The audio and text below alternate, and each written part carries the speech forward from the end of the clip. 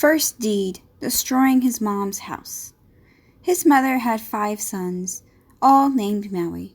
And after the 5th Maui, our demigod Maui, she thought it was too much mouths to feed. So she sent him adrift out to sea, and the god of sea took favor on him and let him survive the waves to make it all the way back to the house. His mom said that he must destroy the house in order for her to accept him. And he did, and his mother was proud and welcomed him home. Number 2, raising the sky. The sky was very low, low enough to scrape the tops of the trees low. So Maui drinks a mystery drink from a strange lady that gives him magical strength to lift up the sky. Palm trees have flat leaves. From this time, the sky flattened. With new room, Maui fashions a kite from the help of a wizard, and there's a big wind that snaps his line and blows his kite away. Because of this, Maui learns to read the winds and understand the weather, which he teaches to the people of the island so that they can travel further than ever before. Raising an island. His brothers teased him for being really bad at fishing. So Maui goes to the underworld to talk to a dead ancestor who's half dead, half alive, to give him his jawbone from his dead half, which he carves into a magical fish hook. He then goes fishing with his brothers, and he catches something. His brothers help him, and instead of pulling a fish, his hook pulls up an entire island. His brothers never bullied him again. Number 4, slow the sun. The sun went by too fast for all the work the islanders had to do. So Hina of Fire asked him to slow down the sun, expecting him not to. But Maui knows a thing or two about asking for help, so he asked his grandmother, and she says the sun has 16 legs and that's why it runs by so fast. So you must set that many traps, 1 snare for each leg. He sets the snares, catches the sun, threatens to strike it down unless it slows down. The sun agrees and slows down. Number 5, and this one's a long one. Winning fire for humanity. The people of Oceania didn't have fire, and his mother wouldn't give him the secret to fire.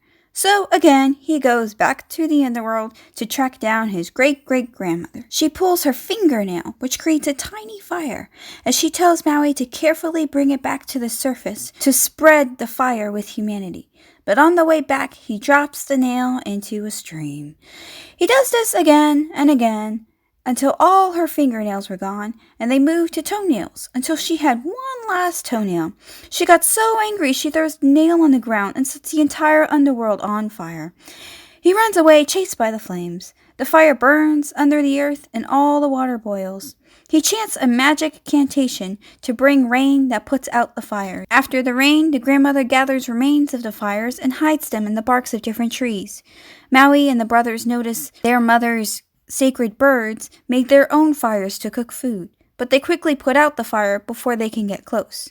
Maui makes a dummy of himself and sends it on a canoe in the water and went to hide behind the bushes.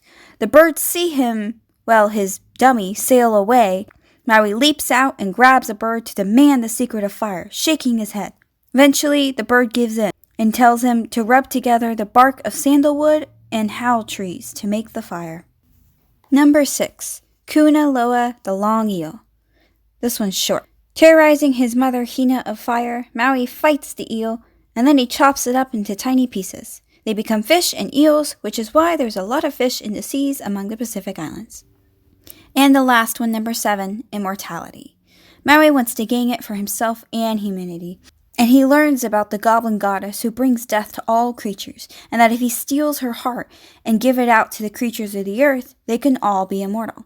He's scared because she's really powerful, so he asks the birds, the sacred birds that his mom has, to creep inside her mouth with him, past the volcanic glass teeth down to her heart to steal it.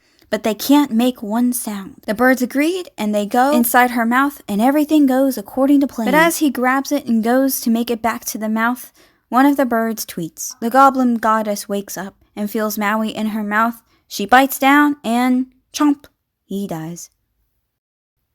So how do these stories of Maui in mythology relate to Disney's Maui in Moana?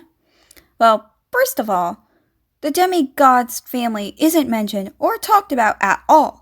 They took one look and decided they did not want me. They threw me into the sea like I was nothing. interesting because family actually seem to be a huge part of why he completes most of his tasks. Next, and arguably the most important, the movie only focuses on the second, third, and seventh task, except Disney seemed to mix them all together to form the movie Moana. You see, the first task that is mentioned is Task 3, raising the island, except we don't get anything from the task except the magical hook, which seems to be what makes him a demigod in the movie, even though he only needed to accomplish one task. Since Maui is given no family in the movie, maybe they made Maui depend on the hook because it gave him the confidence he needed in order to gain respect from his brothers.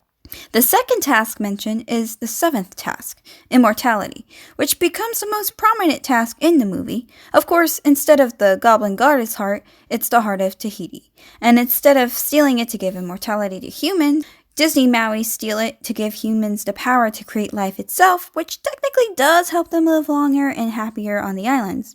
However, in the myth, he dies before he can get away from the goddess, whereas in Moana, he had already stolen it, loses it, and is left on an island, and is forced by Moana to return the heart. The last task mentioned is actually the second task, raising the sky.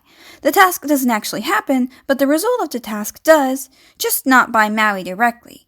He in fact teaches Moana to read the winds and understand weather, which in turn allows Moana to teach her people of the island so that they can travel further than ever before. There's one more task that is similar to a major scene in the movie, and that is Task 6, the eel. There is no evil eel in the movie, of course, but there is a selfish, egotistical crab, Tamatoa, that Maui does have to fight. Although he doesn't kill him, he does mention previously that he ripped off his leg, and he is fighting a sea creature that is a threat to him, which is parallel to that task.